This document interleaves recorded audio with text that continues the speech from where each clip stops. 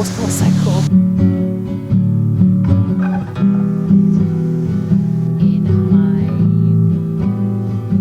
There's still a little bit of the sunset.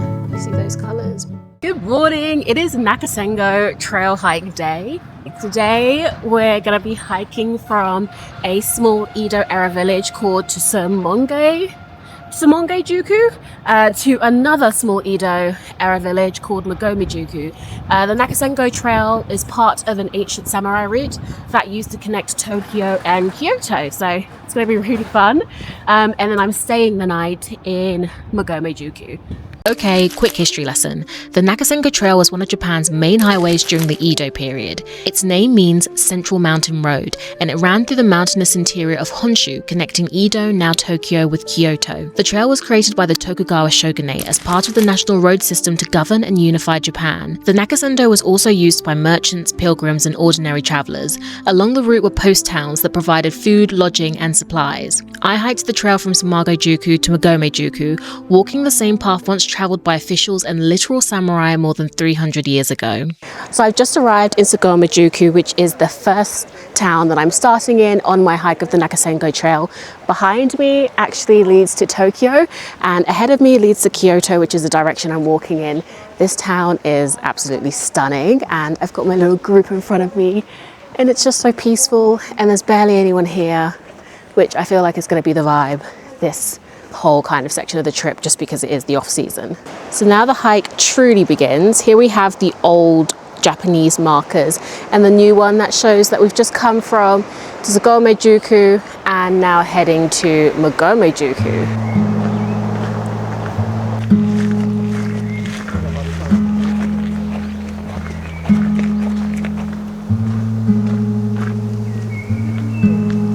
I'm sorry, just how insanely gorgeous is this? Wow.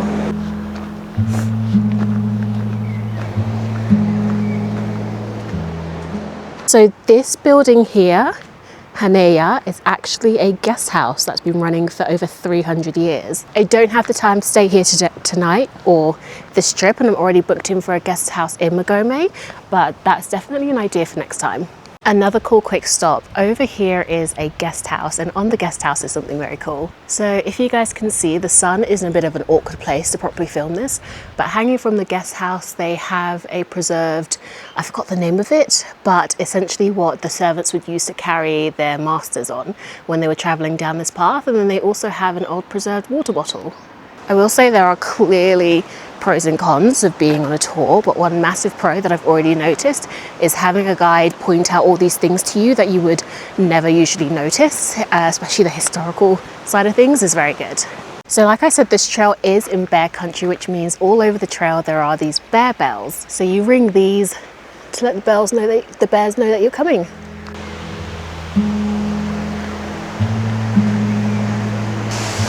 Oh, okay, so this is a very rickety old bridge and it's got no rails. That's nerve-wracking. Oh my gosh, this waterfall is so cool. It's super cold right now, but imagine this place on a hot day. That would be incredible. Very sweet and juicy. Ooh, okay. We just picked I up like some sweet and this juicy. Yeah. So we've taken a moment to stop at a cha yado, which is a tea house. These would have been dotted along the route for travellers to stop and rest, having some tea and some persimmon, which is a fall autumnal fruit. So this is persimmon. This is a fall fruit. He said don't eat the white part, and then there's seeds in there too, so please watch them. You're not really supposed to eat the skin. Most Japanese people don't. Okay. It is edible, but maybe not the best. Okay, got it. Go ahead. Well, never fresh like this.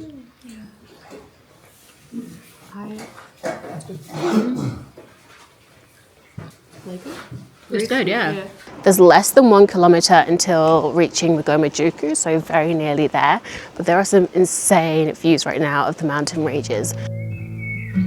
Finally made it into Magome-Juku.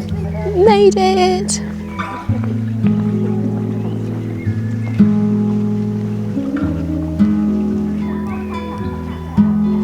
Personal opinion, I feel like it's the most aesthetic thing.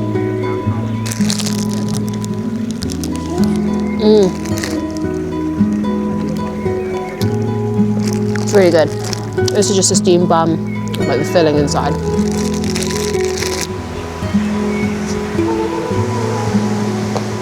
Okay, it's happening. My first ever try at sushi, although technically it's meat, not fish, but same. Do you eat the cracker as well at the end? Okay. I was like, can I place it down?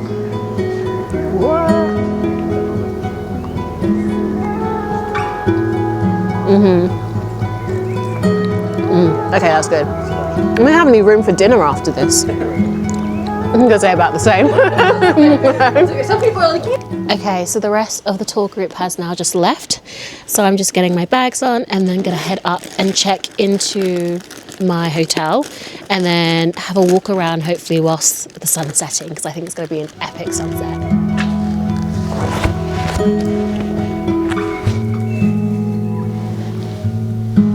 Okay, let's go.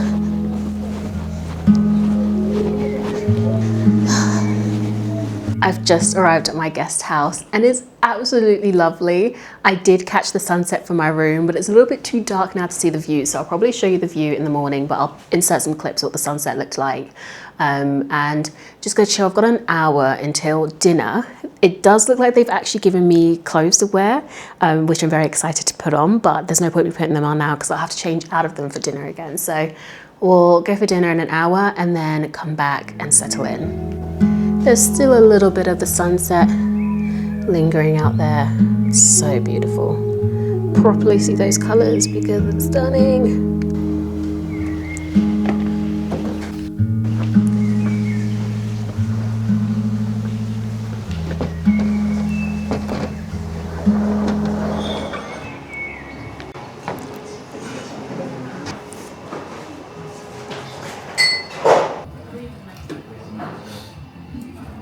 Did she say the horse meat goes in this one? The little square? Yeah. Okay. Are you from the UK? Yeah. Okay. That's cool. What about yourself? I'm from Los Angeles. Oh, I did my master's at Cambridge, though. Oh, So I nice. live there. Oh, okay. Smarty pants. Love that. I have had a shower and I am in my...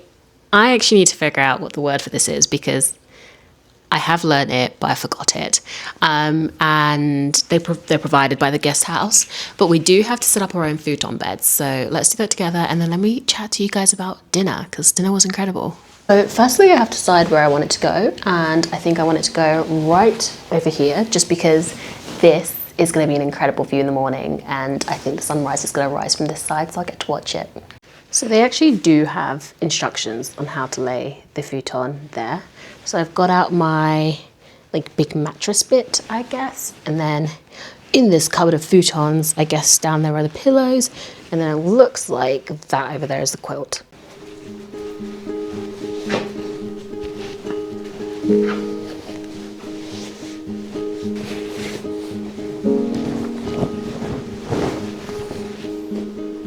You should tuck it under so that doesn't shift.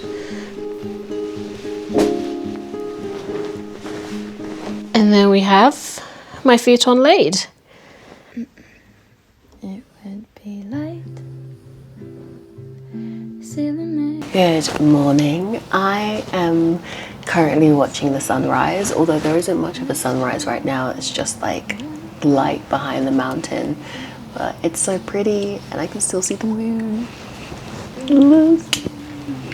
Like, you can probably only just see the silhouette of the mountains right now, which is all I can see as well, so don't worry, it's not just terrible camera quality.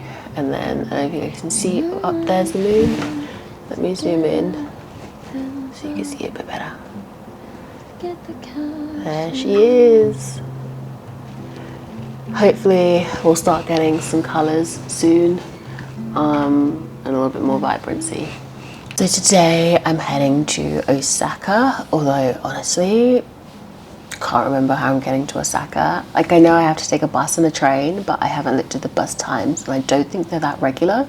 But I do really want some time to explore Magome anyway, so I'm not in a rush to get to Osaka.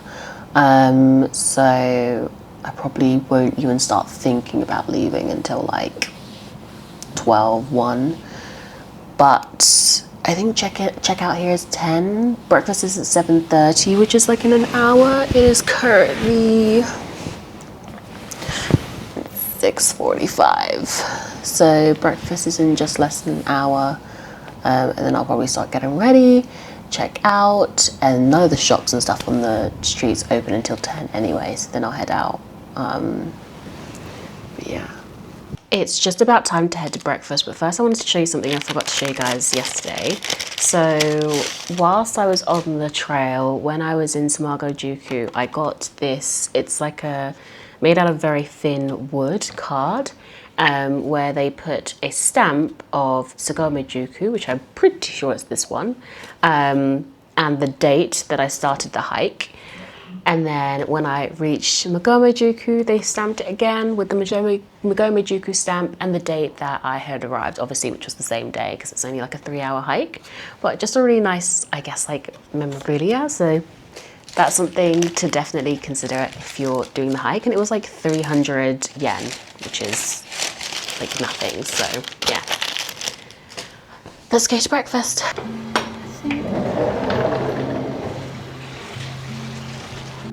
Good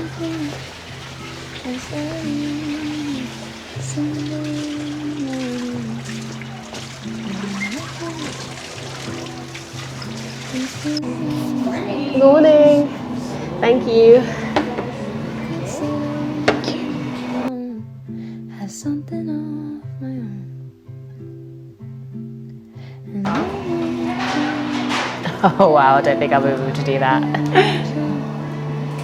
Oh cool, okay. Thank There you you. go, and let's put some soy sauce for dipping. Dressing for the salad. Okay, amazing. Thank you. Okay, so for breakfast we have some salmon. I forgot what she called this, but it's Japanese omelette. I don't think she told me what this is, but it looks like some sort of broth. That looks like a potato of some sorts. Then some rice, and she just showed me how to wrap the salmon and the seaweed to eat properly, but I don't know if I'm going to be able to make mine look as good as that. But yeah, and then some tea, obviously.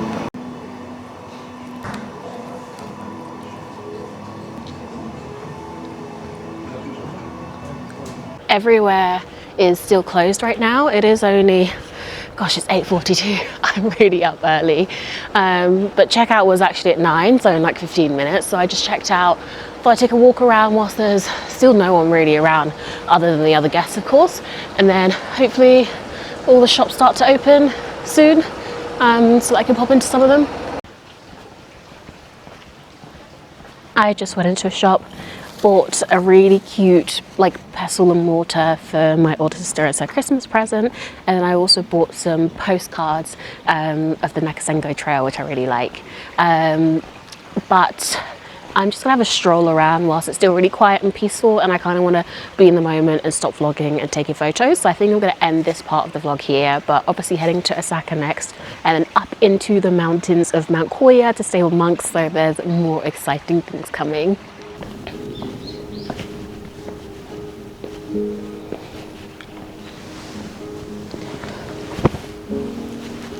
So I'm still in Magome-Juku. I just had a chai and one of the best panna chocolates that I've had in a while at the cafe. And then I still have about an hour to kill until my bus. So a guy I'd met at my guest house told me there was a temple just up the road, literally like not even 2-3 minutes. And again, I have it all to myself, and it's so beautiful and so peaceful, and the sun feels so warm on my skin, and it's just, yeah, a really, really lovely moment. I feel very blessed to have it.